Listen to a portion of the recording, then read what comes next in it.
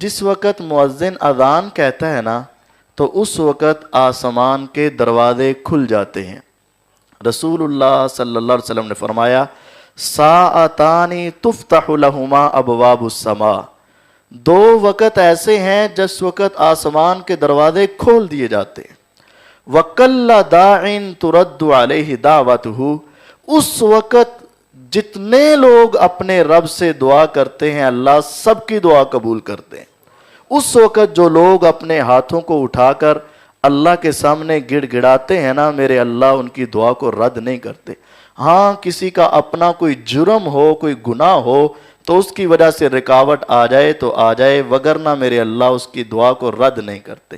ان میں سے پہلا وقت یہ ہے جس وقت مؤذن نماز کے لیے اذان کہتا ہے تو ادھر اذان شروع ہوتی ہے، ادھر آسمان کے دروازے کھل جاتے ہیں، اور جو بندہ اس وقت اپنے رب کے سامنے ہاتھ پھیلا لیتا ہے، اپنے اللہ کے سامنے گڑ گڑا لیتا ہے، اس کو پھر دوسروں کے سامنے ہاتھ پھیلانے کی ضرورت نہیں رہتی۔ میں بیمار ہوں، میں مقروض ہوں، میرے گھر کے حالات ایسے، میری پریشانیاں، میری نوکری، میرے یہ مسئلے، یہ سارے سلسلے میرے بھائیوں، اگر ہم اس وقت اللہ کے سامنے آ کر اپنے ہاتھوں کو پھیلائیں گے تو نبوت کی سچی زبان نے فرمایا کہ آسمان کے دروازے کھلتے ہیں اور میرے اللہ اس وقت ہر ایک کی دعا کو ضرور قبول فرماتے۔